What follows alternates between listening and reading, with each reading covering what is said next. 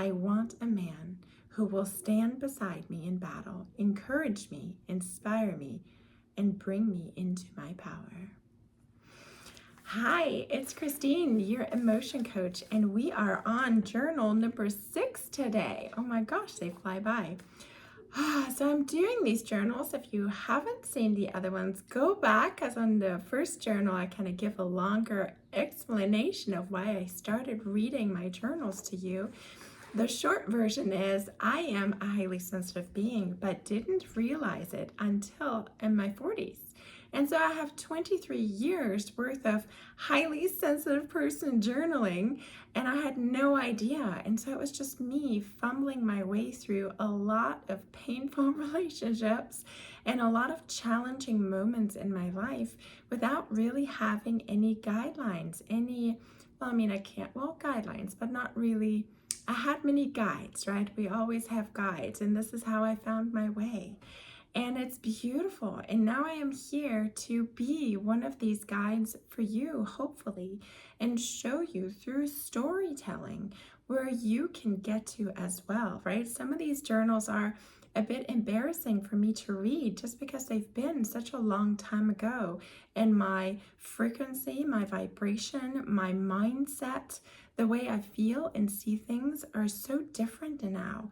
And yet, I want to be compassionate, empathetic, loving to this younger version of me, and that might be you in this moment. And know that at any point in time, we always do the best we can wherever we are with the tools we currently have. But if you are feeling stuck in a relationship, if you are feeling like you have low self-worth, you can't seem to create the kind of things, the freedom, the relationship, the love, the career, the financial abundance that you want to create in your life, mostly or a lot because you're feeling like you don't belong, right? As a highly sensitive, you always feel less than, weak than. What's wrong with me? Why am I so different? Why can't I get this done? Why doesn't this work? And our emotions are all over the place. That was the hardest part for me as a highly sensitive, was to understand and start to rein in and go with my emotions, understand them and guide them, lead them, rather than be led by them. And I want to give you a quick gift before we get into journal number 6 today. Go to my website, healingyouremotions.com/shift, and you can download a free guide. It'll give you 3 steps to have a start of how to handle your emotions. These are powerful steps. It will get you understanding what your emotions are all about. Anyway, let's jump in. Journal number 6. This was Sunday, March 23rd in 2008. I feel tired. I feel pain in my right side of my head and behind the right eye. I've been feeling this pain since last night. Last night, or in the evening, I met Sean for dinner. We had a great conversation. We actually talked about him a lot, which last time we met, he said he couldn't do. And throughout the conversation, he would say, I don't know why I'm telling you this. I shouldn't tell you this. He is such a great guy, so warm, so loving, so kind. His only fault being that he treats others better than himself. So he's getting to this point in life where he doesn't know whether to believe in love and romance anymore. That to me is so sad because I know in my heart and in my soul that it exists. A part of me wishes I was in the position, single, to show him how wonderful love can be, how endless and how powerful. He deserves to be loved in that way, but I'm arrogant to think that I could show him. Only his true love can show him that. I just don't want him to lose his faith in love. I don't want that beautiful light inside him to die out, especially before it's ever been given the chance to really shine. But I am not a teacher of love, at least not in the sense of having to be involved romantically with someone in order to teach him. That will only set me up for a lifetime of wanting more. So I left Sean feeling happy, inspired, and thinking positively about love. I couldn't wait to see Sam, my boyfriend, and truly feel that love. I wanted to deeply connect with him, to be one with him, to feel our souls dance and connect on an even deeper level than before. Especially since I had had such a revelation that day of something which deeply upset me when he did it, but yet here I was doing the same thing. Instead of staying at home on my day off while Sam was at work and getting a head start on my homework so that I would have time for Sam later, I decided to meet Sean. So in that moment, I saw how controlling I had been over my boyfriend and how I asked for things that weren't in his best interest, and then not feeling connected because he thought so differently about this subject. Yet he never really explained it to me in those words. Anyways, he was in a weird mood last night. Sometimes I feel as though he completely misses the point of who I am. He doesn't understand me. Yet today, I'm standing in front of myself asking, do you want him to understand you? Do you want him to really see who you are? Do you even know who you are? So, you are supposed to be very precise in what you want and how you want it. And usually, I am much more general, but I will try now to put it into words. Visualizations. Money. I desire more money. I want to pay off my debt so that I feel free of that burden and so that I feel confident about making bigger decisions which require more money. So I open myself up to abundance. I am abundance, and I will follow the path to abundance wherever it may lead, as long as it is in my best interest. Home. I want to finally create a home for myself, a place where I walk in and smile and feel safe and feel as though it is mine, my very own space, even if it is temporary. I want it to feel permanent for the time I'm there.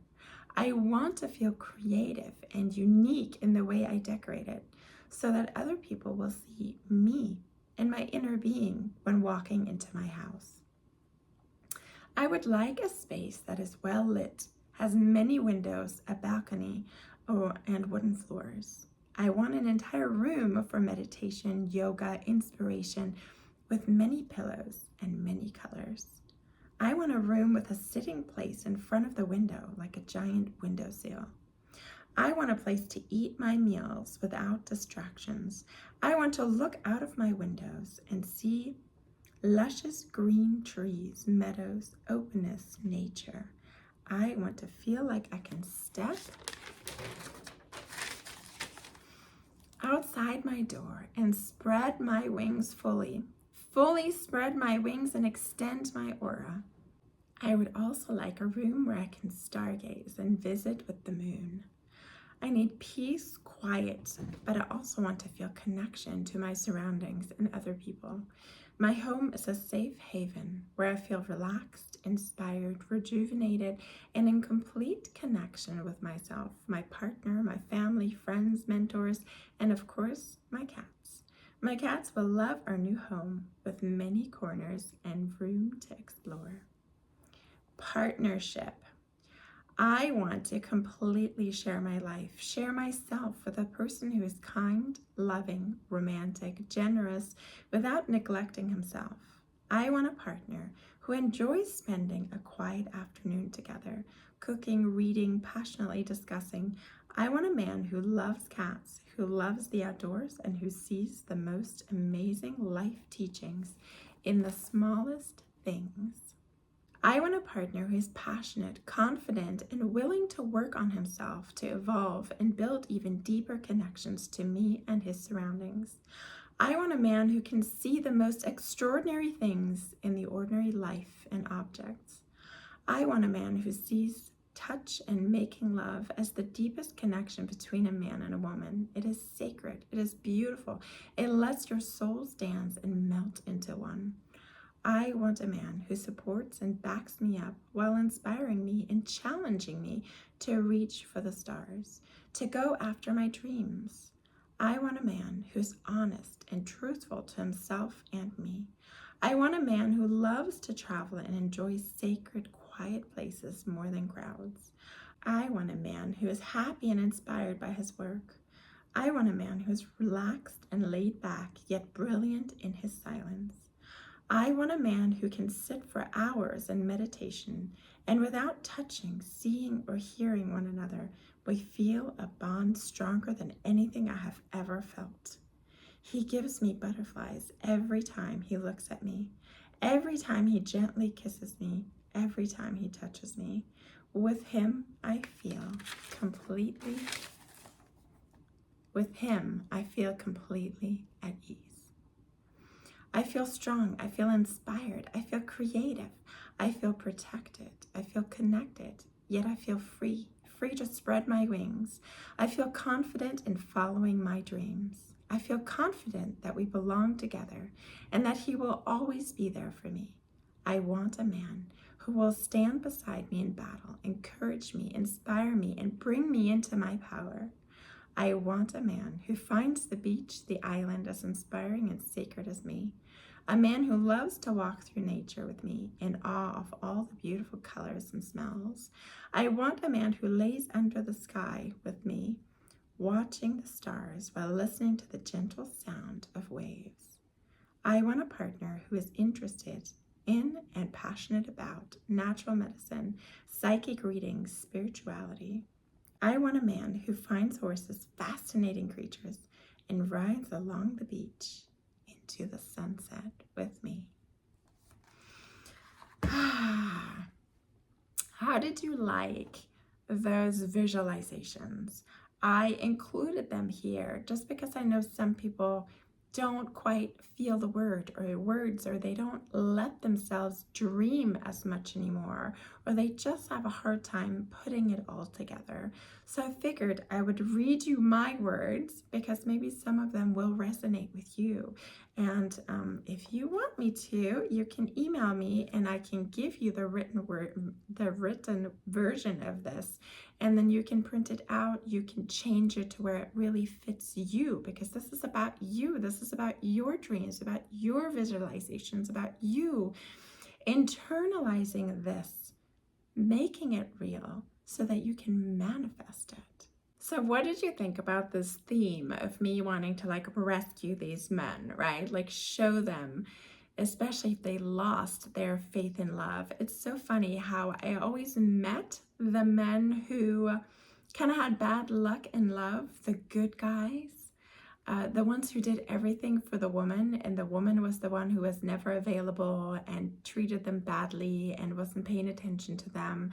And I would meet the guy who was the good guy, right, in the relationship, the one who wanted to make the time, the one who wanted to work on it, the one who wanted, right? And either those guys were already taken, right, or they were already, in love with somebody else, or I just plain had no interest in them, which is very interesting, right? I kind of had to go through my bad boy phase, right? The guys, I always wanted to challenge guys. I wanted to learn, I wanted to grow, right? And those just seemed so much interesting. But I did always want to rescue them, right? There was this desire of, oh, I could be with you because I could show you such great, passionate love.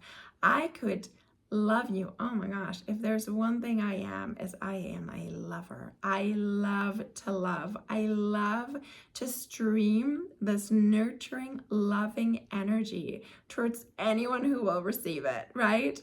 And this is just who I am. And so I always just wanted to stream that towards them. But obviously, it doesn't work that way, right? It's like when this is not the kind of boyfriend-girlfriend relationship I want to get into. I just want to show this person love.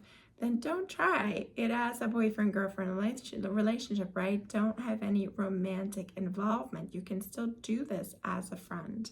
And I did, and I'm glad in this respect that I made sure that it wasn't going in that direction. There were times, because the thing is, here's the thing. For highly sensitive people, we feel so incredibly deeply. So, like I said, I was out, on this like grabbing coffee with Sean. We got to talking, especially when somebody opens up and like tells you his deep secrets about himself, tells you his deep desires of having this amazing relationship, this love connection with somebody. It's like you're having this conversation and you're connecting through that conversation. You're going deep.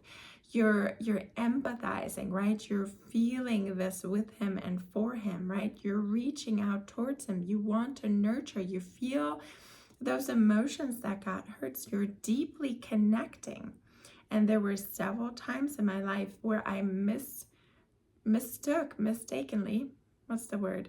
I mistakenly took that feeling of connection as a love romantic connection, like, ooh, we should be together because we connect so well.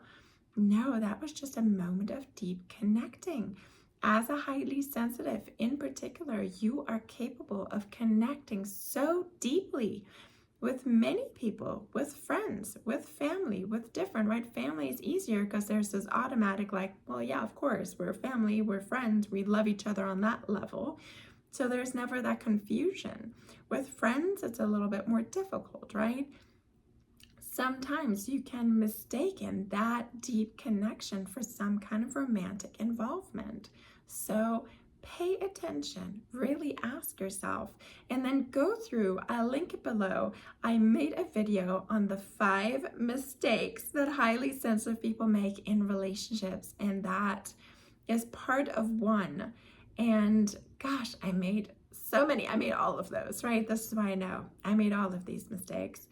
But it's like what you learn from it and how you get to know yourself through these relationships is beautiful. I just hope you don't have to go through as many as I did in order to figure yourself out and to figure out who really fits with you the best. Oh, and the other thing I wanted to say about this, me having this deep connection or deep conversation and then deeply connecting with this Sean guy.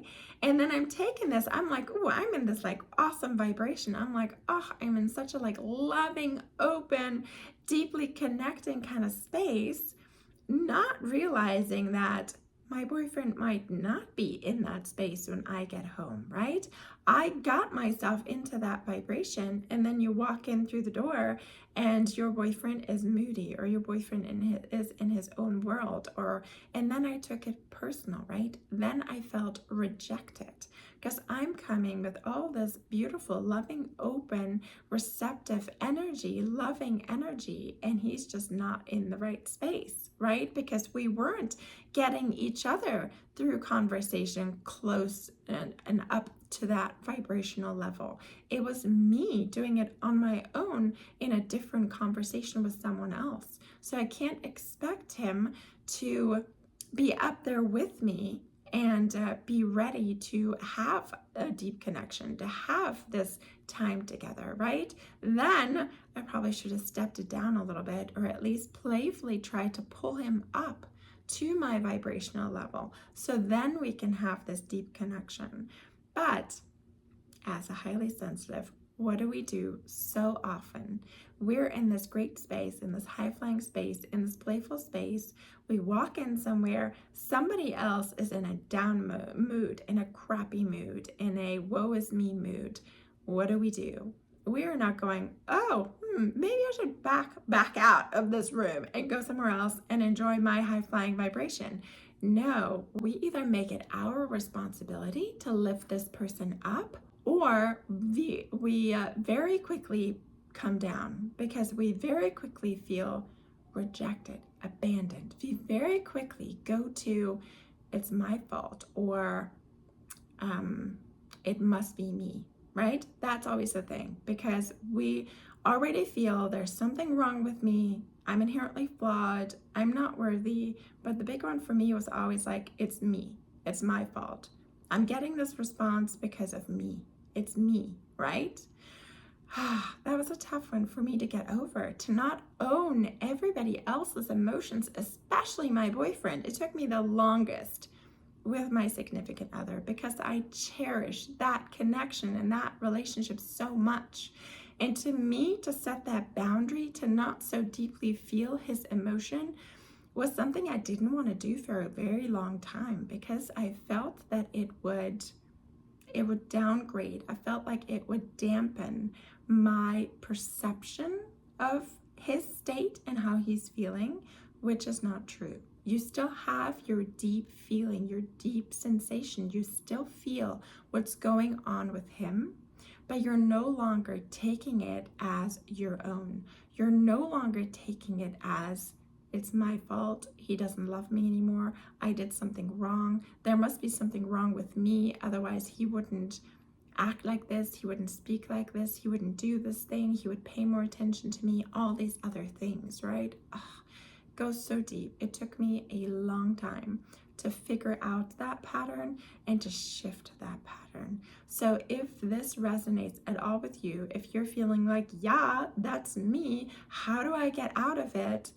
Leave a comment below, email me, write me a message on Facebook or YouTube, let me know, because I have so many more tools and I will lead you towards the right things of what you might need in this moment. There's absolutely a way out. This is what my work is all about, is to empower you, to show you that it is not you, that there's nothing wrong with you, that all you need is just a bit more understanding and a bit more realization, a bit more clarity, a bit more coming back to yourself and understanding who you actually are and how to embrace your gifts as a highly sensitive, right? And then this part about my boyfriend not having planned better.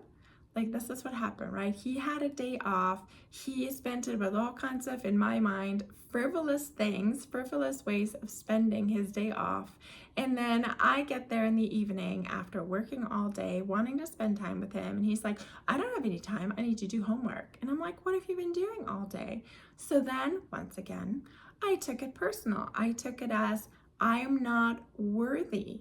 I'm not worthy of him actually planning ahead and taking the time to do his homework early so then he would have time for me. He would want to take time for me. If he loved me, he would take the time for me. No, you have to communicate. You have to communicate your expectations. So often as highly sensitives, we're so perceptive, we're so deep thinking, we're so organized in our own minds of knowing exactly what we want and what we need. And if you don't, there's just some blockages you've set up, and we can absolutely work on this, because it's important to know what you want and need. We always know it from like a feeling place. We might just not have taken the time to put them into words. And that's what then makes it difficult to communicate to our partner. But you've got to let your partner know what you need. You absolutely have to let your partner know what you need. That is another one of those 5 mistakes that I used to make. I wanted the guy to just know, if we're meant for each other, if this is my soulmate, then he should feel connected and he knows exactly what I'm thinking. He knows exactly what I'm needing. Well, we are on planet Earth. We're all very stressed at times. We don't always have the mental capacity, or if you're dating a not so highly sensitive man, he might be completely oblivious to what you are needing in the moment. So give him a leg up and just tell him in the morning, hey, I get off at this and this time. I'm really looking forward to seeing you. What shall we plan for tonight? That way he knows that you're thinking of planning in that time. You are feeling like you want to spend that time together, and then getting his feedback on that. And then you're giving him that chance to make a plan for it, to take that in consideration. Does that make sense to you? So moving right along, how did you like the portion of the journal where I kind of take you along from my visualizations? Because I've got quite a few more sprinkled in. That was kind of always the thing that I came back to, right? Because the big message is always Don't focus so much on what you don't want, on what is lacking currently, but focus on what you do want, right? The movie You Can Heal Your Life, or the movie The Secret, they're talking about activate that which you do want. Think about that, visualize that, imagine being there, imagine having that. So this is your little journaling prompt for this one. Really ask yourself these questions. What do I want, right? Particularly if you're feeling stuck, if you're feeling unhappy, if you're feeling like something is just not working in my life the way that I wanted to, can you hone it down to a specific area in your life, right? The 7 key areas that I always talk about, your relationship, your love relationship, your relationship with your family and friends and coworkers, your career, your finances, your travel or hobbies, your spirituality, your self-care. And I'm missing one. I will post them below so that you have them. You can go through these categories. Oh, I know what I'm missing. Health and vitality, fitness. We got to have health and vitality in this one. But yes, I'll write them below so you have them. It's always a good thing when I'm just feeling in a funk, when I'm just particularly moody, and I can't really link it back to anything. I'll look at these 7 key areas and I'll write them down. Where am I in this category in my life? Am I happy where I am? Am I not? What are my goals? What are my aspirations? Where would I like to be? And that's when you can kind of activate these visualizations and ask yourself those questions. What do I want, right? Abraham Hicks, when you know what you don't want, you know what you do want. So revel in this fact. When you realize, when you get to something, we're like, I really don't want that. I really don't like that. This is really bugging me. Great, awesome. Take it, because then you know what you do want. And when you're like, no, I don't know what I want, then work on this. Say, okay, I really, really, really don't want this. What do I want? And if you're like, well, yeah, but that's not possible for me, limiting belief. How can we work on this, right? That's what I wrote down here too. Ask yourself these questions. What do I want? What will it look like or feel like when I actually have this, when I get there, when I feel this, when I have it, when I embody it, when I get it? What will it feel like? What will it look like? What will my life be like? How will others view me, if that, like family or your significant other, if that's something that's importantly tied to this particular desire of yours? And then take note. What emotions are coming up? Did I have a hard time writing about it? Visualizing about it? Do I get stuck somewhere? Do I feel like, oh yeah, well, that's nice to write about it and visualize it, but it's never going to happen, or it's not possible for me, or it's going to take 30 years for me to get there, or maybe this would have worked if I was 30 years younger. What are the emotions that are coming up as you're thinking about it, as you're talking about it, as you're stewing, hopefully happily, in the midst of these emotions? What's coming up for you? This is the beauty about emotions.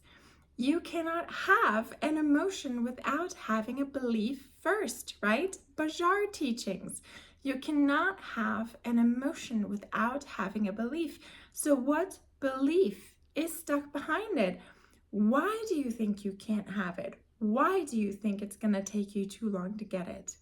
Well, I can't because. Well, I won't because. What is it that's standing in your way? And then we can talk about it, right?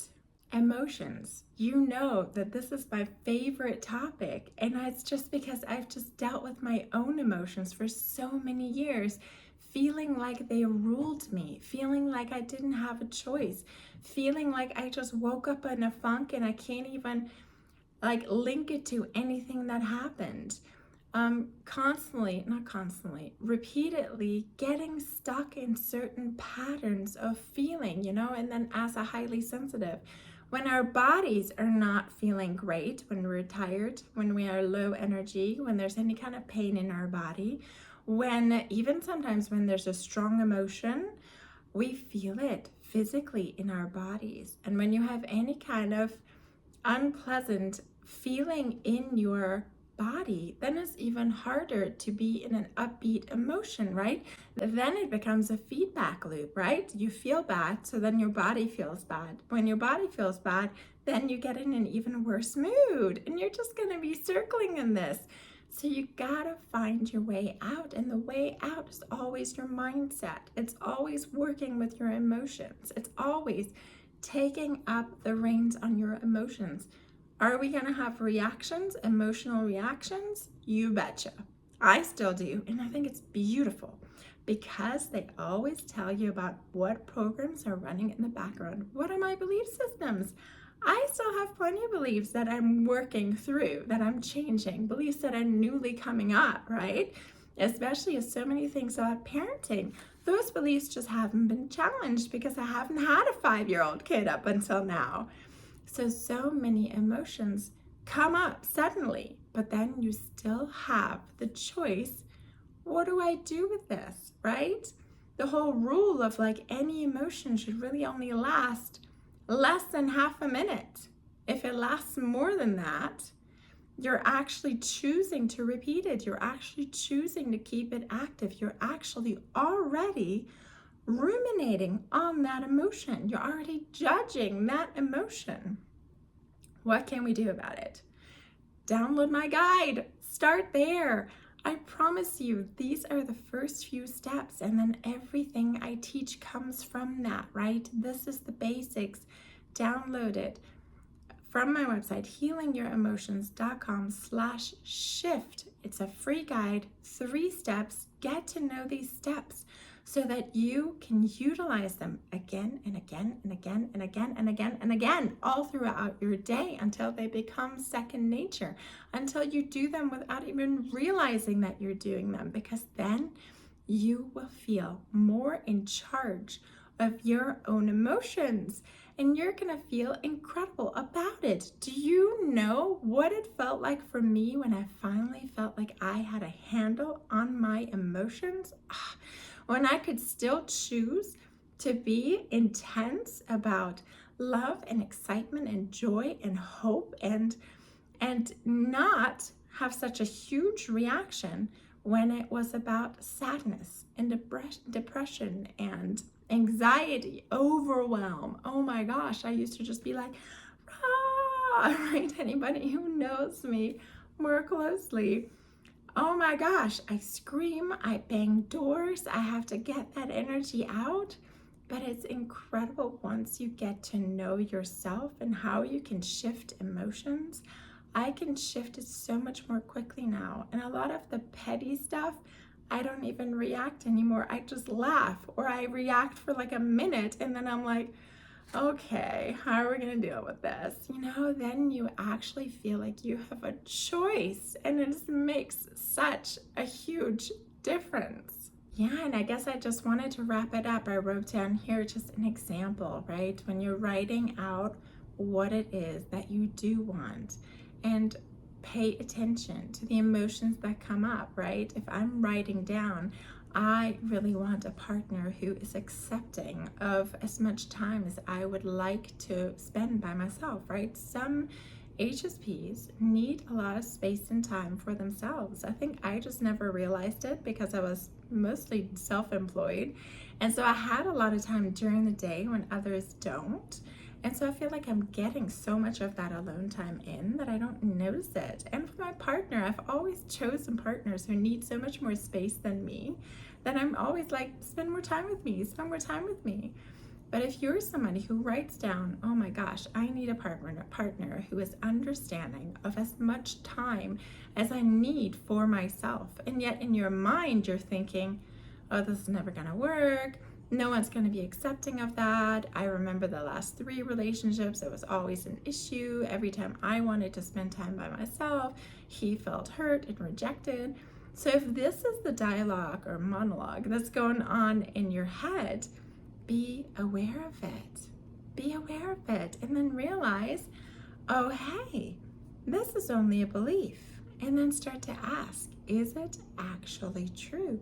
is this actually true? Do I really believe that there's no one out there who I could be attracted to, who I could see myself in a relationship with, who's going to be okay with as much time and space as I need for myself? Because that's a way to start questioning your beliefs and to start to get really to a better feeling space. You will know when you have shifted that belief when you feel better. Then when you read back over your words of this is what I want, they feel different. Now all of a sudden it feels possible. It feels, well, like, duh, this is what I want. So pay attention to your emotions. They're giving you a message.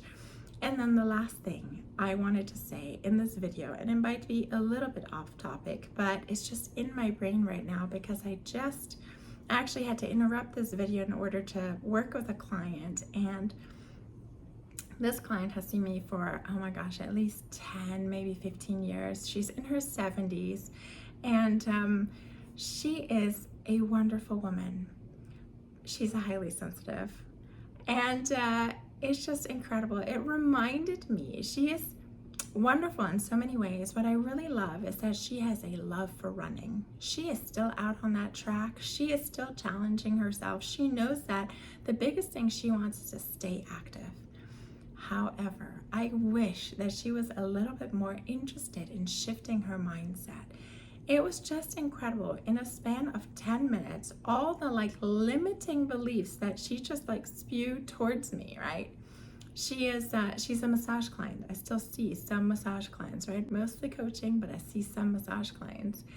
And it was just incredible to me. And I really had to bite my tongue because she's not there for coaching, right? And I'm like, okay, you can't coach people who haven't asked you for coaching.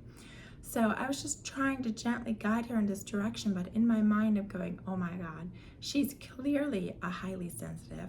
She's even using the words like getting overstimulated, overwhelmed. I can't tell you how many times in that 10-minute span she said overwhelm. I'm overwhelmed by too many emails. I'm overwhelmed by all these nutritional things I have to do to keep my diabetes in check. I'm overwhelmed with, so it was so interesting and in a way also heartbreaking for me to hear, because there's so many times I wanted to jump in.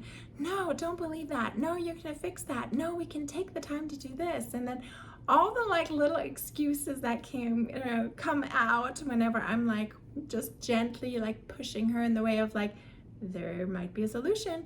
You could look for a solution, right? But once again, when people don't ask for it, they're not really open to it. Anyway, the point of this was, she's highly sensitive.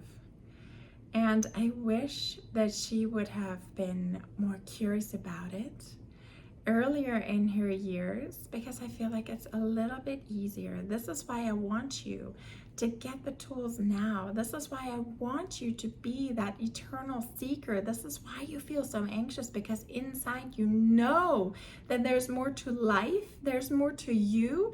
There's more to your high sensitivity than just being annoyed by overstimulation and overwhelm all the time and all these emotions bombarding you from everywhere. There's so much more. Keep seeking, keep reaching for tools, keep trying them out, keep integrating it, keep shifting your mindset to where this high sensitivity is not an issue in your life. It's actually a beautiful gift. If you learn now, in your 20s, in your 30s, in your 40s, in your 50s, you can learn it at any time. But I'm saying the younger you are, I think the easier it is, just because you have a little bit more fight in you, right? Even me, who has a tremendous amount of fire and fight in me, I notice it slowing down with age, because it's just, you've made so many experiences where your brain is telling you, oh, I've thought about this so many years, it's not gotten me anywhere, maybe I should lay down my weapons, right?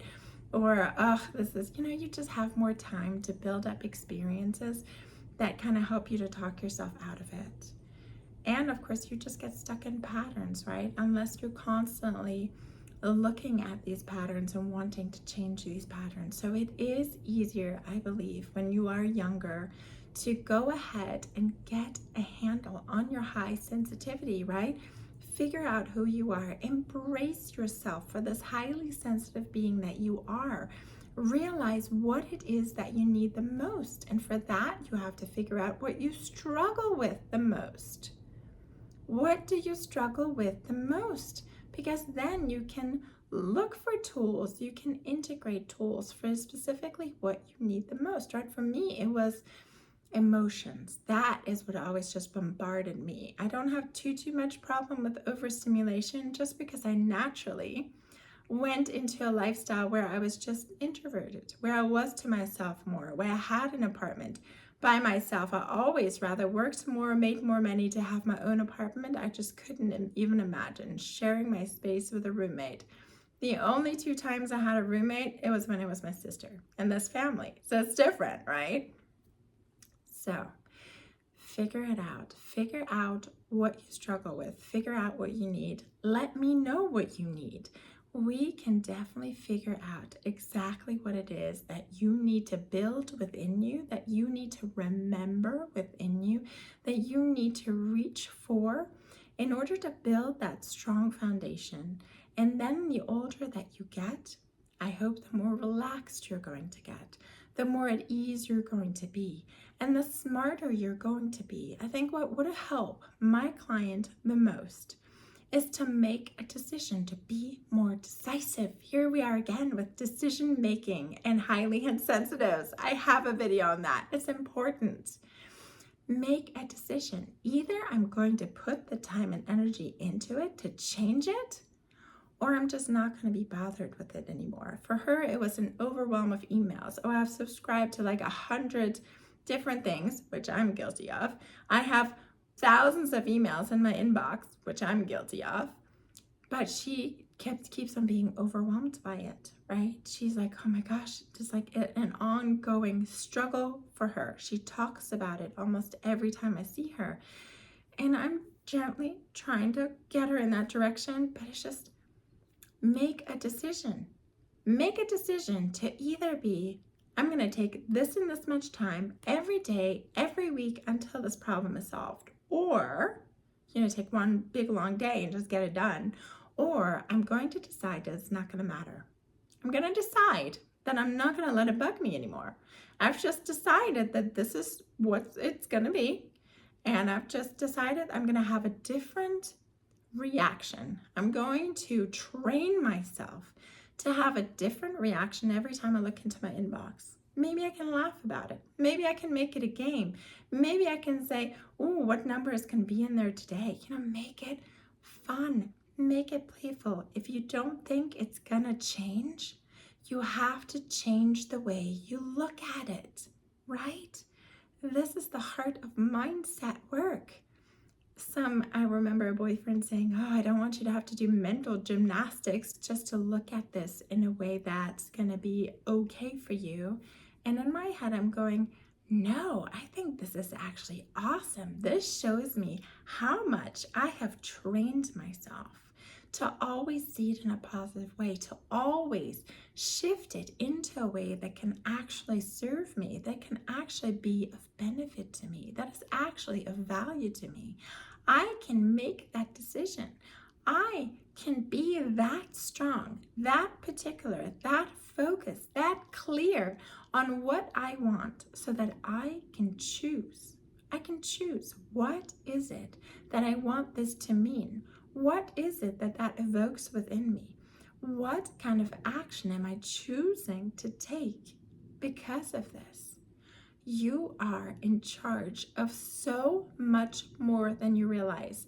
There's just, you can't control what comes towards you, right? I want to say there is a lot that you can control. The vibration that you stream in is going to be what you attract to it, but there's just a little bit more complicated than that, because we came here to experience contrast. We came here to be challenged. We came here to experience a broad range of emotions. We didn't just want to experience love and joy and elation and excitement. We came here to experience it all. But the thing that you can always, always, always control is the way that you see it, the way that you perceive it, what you choose for it to mean to you, and what you do from there. How you act, what you say, what you set into motion. That has become so important to me, and I don't always love it. There are definitely moments where I'm like, dang it, I just want to change this thing. I don't want to change how I look at it. This is despicable.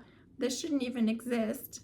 Why am I going to have to do mental gymnastics? Or even sometimes it's just a matter of focusing somewhere else, right? Some things you just can't look at in a good enough way, and you're just like, I'm going to have to choose to look over here. I'm going to choose to activate something else within me. That was a very important lesson for me to learn in your life. I wonder if it benefits you in any way. Tell me your comments below. I'm always curious to hear what you think about these things. All right, enough for today. I will see you next time.